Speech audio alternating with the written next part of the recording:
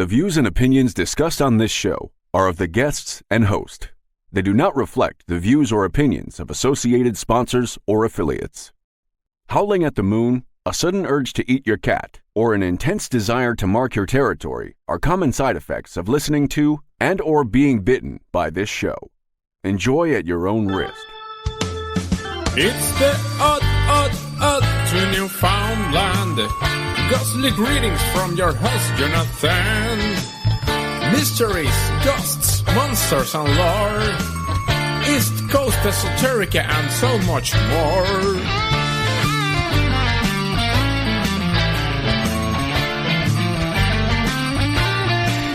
If it's odd to you, friend, it's on the Oddtonewfoundland.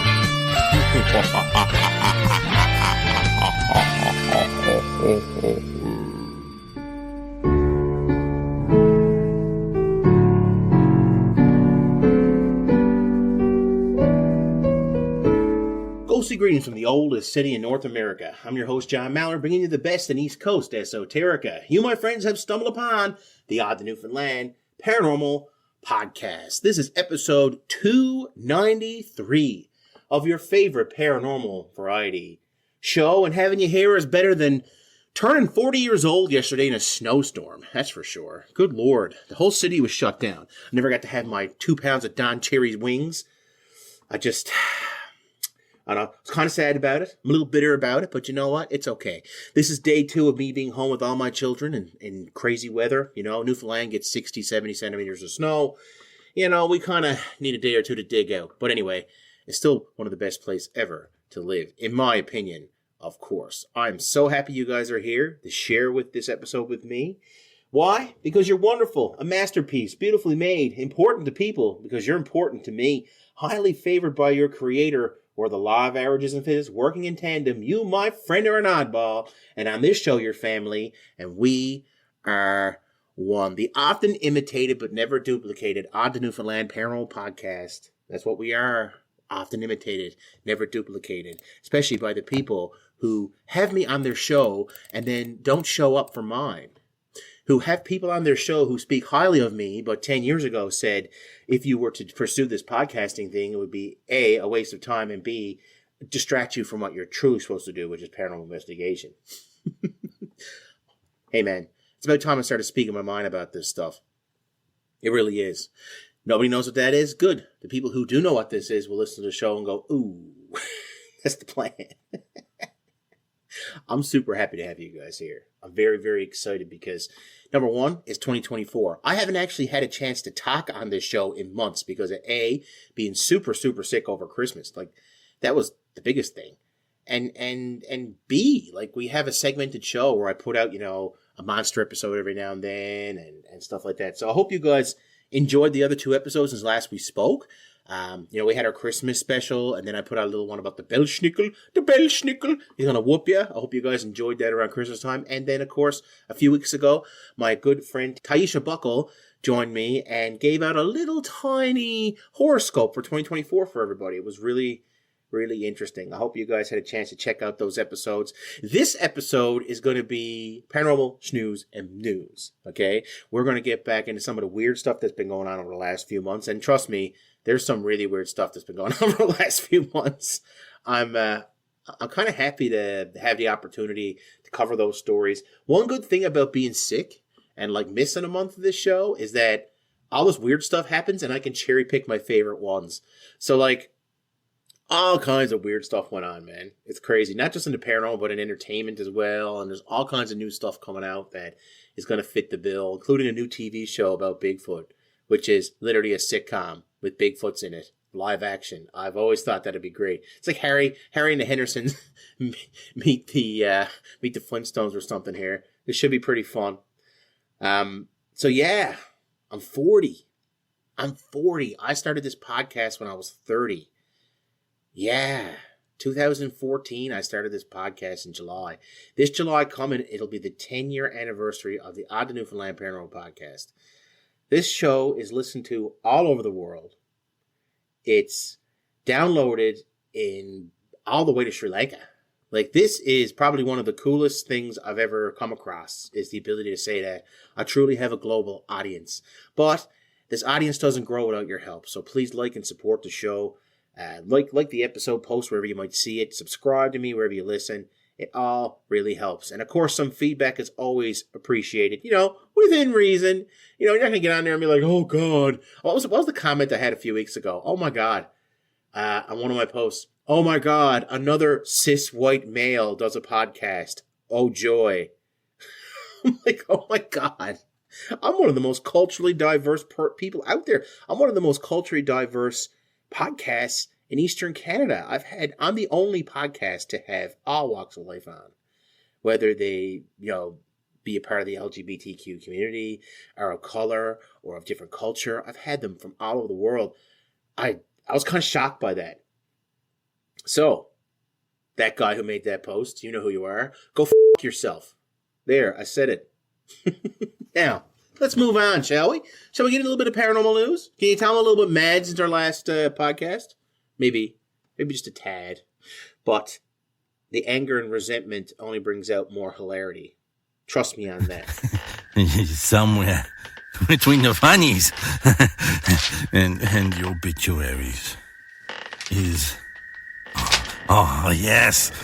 The paranormal news. So, you're going through the airport.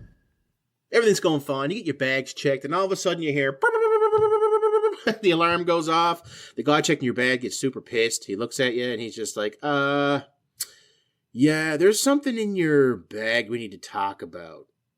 I mean, what exactly would you do if a bunch of drug dogs sniffed out your baggage, and inside were a bunch of mummified monkeys? A U.S. Customs and Border Protection dog sniffed out something unusual in the luggage from a traveler returning from Africa, mummified monkeys. The passenger, returning from a visit to Democratic Republic of Congo, reported that the luggage contained dried fish, but an inspection at Boston Logan Airport revealed dead and dehydrated bodies of 4 monkeys. The traveler said he bought the monkeys into the U.S. for his own consumption. Oh. Ryan Bissett, a CBP spokesperson, said Sunday, raw or minimally processed meat from wild animals, sometimes referred as bushmeat, is banned in the U.S. because of the threat of disease. The potential dangers posed by bringing bushmeat into the United States are real. Bushmeat can carry germs that cause illness, including the Ebola virus, said Julio Rivera, local port director for Customs and Border Protection. The incident happened last month, but was made public on Friday. Bissett said Sunday that no charges were filed, but all the luggage was seized, and nearly 9 pounds, 4 kilograms of bushmeat was marked for destruction. So, if you see the picture of this, it's just ridiculous. You've got literal monkey heads. What dumbass? What dumbass actually thinks he's getting through customs with, a bunch of heads in his bag? Think about this for a second. And, we all know how closely related we are to chimps. I mean, the customs person probably went, are these, baby human skulls at first? This guy's luckily he didn't get deported and tortured, too. He's not exactly, in a third world country at the moment, but my God, this could have been really, really bad for him. And what kills me the most about it is how neatly packed these corpses were. They were literally, in a perfect rectangle with monkey heads poking out. It was hey, look at this rather perfectly shaped rectangle with heads in it. It's the classic dead person in a suitcase scenario, except, it's monkeys and shit. God. What are people thinking? How stupid are you? Oh, don't worry. People can be really dumb for other things, too. You might sell those poor dead, I can't even get the words out. Those poor dead monkeys. You're gonna sell them on the black market, okay?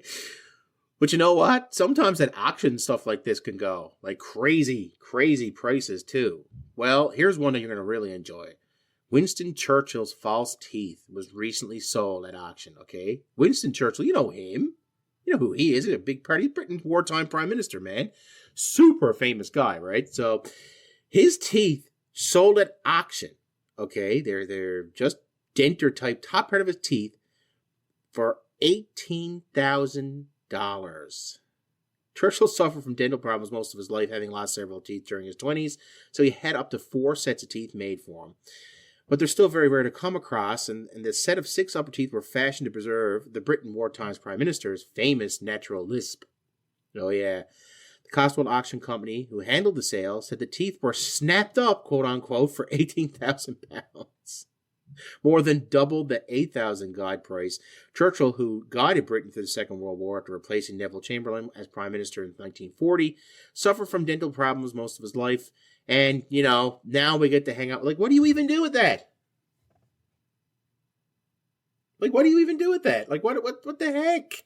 Like, okay, I get it. You got a piece of, like, wartime memorabilia. Like, look at this cool gun, or look at this cool bullet, or look at this landmine, or like anything. But, like, a pair of teeth belong to a prime minister?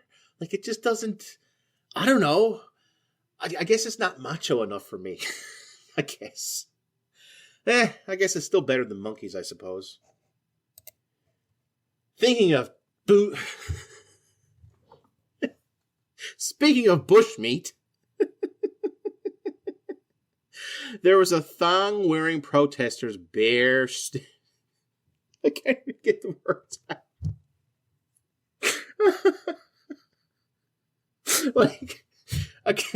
I take these stories and I edit them myself so it's not total plagiarism, and there's just, I can't even segue into this. And I think I'll leave me having a breakdown here laughing in this so you guys can get a feel for my silliness and process. Thong-wearing protesters bare their bums in opposition to calls for G-string ban. The protesters rallied against remarks made by Ian Grace, a former Gold Coast Volunteer of the Year award winner, who said women and girls who wear G-strings are, quote-unquote, cheapening themselves. Thongs and thong-wearing protesters bared their bums on Australia's Gold Coast as they showed their opposition to calls for a ban on G-string bikini bottoms. Let me tell you, this is one protest I'm totally behind. But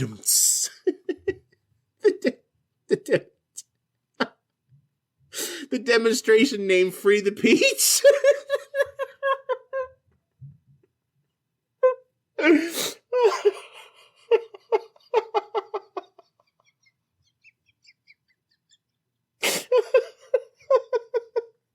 The demonstration named Free the Beach began in Carrara Beach at 6 a.m. local time. According to reports in Australia, dozens of locals wore their skimpiest swimwear as they fought for their right to wear what they want on the beach. They were rallying against remarks made by Ian Grace, the former Gold Coast Volunteer of the World winner, who said they're cheapening themselves. Mr. Grace first made his concerns known in a letter to Tom Tate, mayor of Gold Coast, early this month, saying he had become distracted by women wearing triangle bikinis on the beach. AustralianNews.com reports. Yeah, you're distracted by women on the beach. You think? I mean, yeah, that's like completely normal. Like, I hate to say it, God, it's normal to be distracted by women. Women are beautiful. They're so beautiful. Like, how can you not be distracted by them? Especially when they're in thongs. Here's an idea. Don't do your work on the beach, you dumbass. He wrote, one young lady in particular was talking on the footpath on the main road and had the tiniest triangle in front and was as close to naked as anyone could be. Screw this. I'm moving to Australia. Newfoundland G-strings, man, are like pajama pants because everyone's froze to death here. Like, it's like minus 20. Oh my God, this isn't paranormal news. This is just ridiculous. Okay, all right. Let's get some type of paranormal stuff. Just these weird stories. I had enough now. Let's actually dig into something paranormal here. Okay? There's a U.S. whistleblower, and he's saying that a UFO disabled a nuclear missile using laser beams. Okay? So a dish-shaped UFO disabled a nuclear missile over the Pacific during a routine test, according to multiple military whistleblowers. The craft allegedly circled the unarmed dummy warhead as it traveled at several thousand miles per hour. So that's super fast and very weird. Retired U.S. Air Force officers Lieutenant Rob Jacobs and Major Florence Mansman are among two who claim the event took place and say They have seen footage of the event, which was captured on September 15th, 1964. However, this video has since gone missing. Extraordinary allegations about the encounter have been swirling for years, but are now being investigated by author Robert Hastings, whose books include UFOs and Nukes, The Secret Link Between. Like, and that's another thing, too. Like, that's not uncommon. Like, I've heard this link before. I've seen it before. And it's very interesting to actually look into it.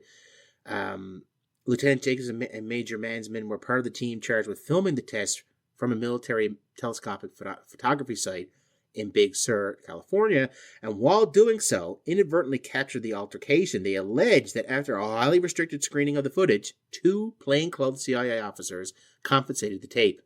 Plainclothed? Well, it's better than the Men in Black for once, I guess. Jeez. Lieutenant Jacobs said that at the time, Major Mansman had told him not to talk about it and said it had never happened, quote unquote. So they really put the push on this to hide it, right? Separately, Mr. Hastings confirmed that Louis Islanden, former director of the Advanced Aerospace Threat Identification Program, that's a mouthful, AATIP for short, also said that he had been seeing footage. This was confirmed by an anonymous U.S. Senate investigator, not Mr. Islanden himself, who has previously accused the Pentagon of trying to discredit him for speaking out over the issue of UFOs. So we actually have this on video, okay? So just to kind of sum this up for you, we have it on video of a nuclear warhead, okay? So remember, it's absolutely precise to detonate one of these things. Like, the bomb that dropped in Japan was absolutely precise to the second, because not only do you have to drop the bomb, you have to detonate it yourself. Like, it's not just drop the bomb, it has to be detonated. Like, it has to be planned to a T. So something very specific took out that warhead. It was flying in the air, a UFO appeared, it zapped it, and then the bomb just doesn't explode. So I want you to think about that for a minute. Like, I have so many questions about that. Number one, like, that to me sounds like a military test of what UFOs actually are, for starters. Like, that would be a big help, because I believe in aliens. I don't really believe they're in UFOs. That I don't believe.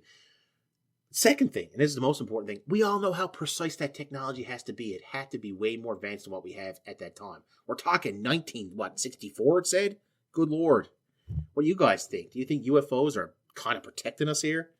What is the alien agenda, and what does it have to do with nuclear weapons? Like, and it's not the only thing. There's other types of paranormal stuff that goes on with these nuclear tests and, like, places. And, like, I think of Chernobyl, and I think of the Mothman. You know, I think of these things that appear during natural disasters and stuff. Like, do you think there might be a link there, maybe? Or maybe am I just grasping at a bunch of paranormal straws here, desperately trying to make sense of something that really should be disclassified to people, I believe. Really, we should know more about this. Well, time to lighten the mood a little tiny bit, I think. Yeah, that's right. Riley Keough, Jessie Eisenberg. Those 2 actors are among the shaggy beasts in a show, okay? And it's called Sasquatch Sunset. They actually shapeshift into these mythical beasts, so to speak, in the absurdist comedy Sasquatch Sunset. Less than a minute into Bleecker Street's Sasquatch Sunset trailer, one bearded Sasquatch dry humps another in North American forest. The trailer then follows the family of ape-like creatures as they forage, hike, and interact with wildlife over the course of a year. The 89-minute dramedy contains no words unless you count the grunt, scream, sneezing, and other innate reactions. Tagged as the greatest Bigfoot story ever told, the David Nathan Zeller directed film first premiered back at the Sundance Film Festival last month. In 2011, David Zellers released Sasquatch Birth Journal 2, a short film that observed a hairy creature giving birth while squatting on a tree. Apparently, the director didn't get the Bigfoot obsession completely out of his system, and now we actually have this 89-minute movie, which has no dialogue, and it's just a bunch of people dressed up as Bigfoots, and being Bigfoot. Like, I think this is a great idea, especially if you can make it funny at all. Like, I'm hoping that it's going to be lighthearted and silly, you know? But, like, one of my things in my brain I've always had about Bigfoot is, how do these things, like, live in the forests and stay away from people and stay hidden? Like, how do they do that? And it'll be interesting to see if they have any interactions with humans in this. I think that'd be really, really cool to watch. And if they do, it'd be absolutely hilarious. Like, you gotta realize, too, like, These actors, like, they love this kind of stuff because it's like the ultimate method acting. You know, like you get to be this character no one's ever seen before and put your own spin on it and act like they would in your mind.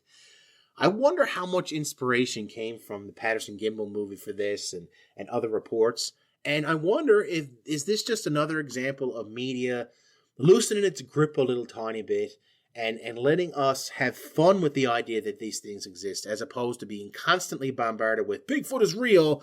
Maybe he's just a part of our culture, whether we like it or not. I kind of feel too with Bigfoot, he's such an awesome cryptid. Like, and there's so many different versions of Bigfoot. Like, this could be a really fun show. This could be like a Bigfoot universe, man. It'd be cool if they had like a Bigfoot version of like Nick Fury show up at the end of this thing, and he's like, "Hey, I want to talk to you guys about the Bigfoot I want to talk to you guys about the Triple S, the Sasquatch Surveillance Squad." And like, then they go to like different parts of the world. They go find a Yeti in the Himalayas. They go to the swamps and get a Yowie, you know. Anyway. Who would be Thanos in that reality though? Probably be like a Dogman, I think. I think a Dogman would be like the good Thanos type character. Anyway, not that I'm overthinking every step of my life, but I'm definitely overthinking this. 100%, 100%. In closing, I thought I'd do something that was just completely off the wall, had nothing else to do with the paranormal. As usual, you know, it's the Oddtonewfoundland. It's not necessarily paranormal. It's all kinds of weird ideas. And like this time of year, we just came out of Christmas. Everyone's back at the gym in January. It's February now. Everyone's either gave up their resolution or is still working very diligently. Good for you if you're still looking after yourself, by the way.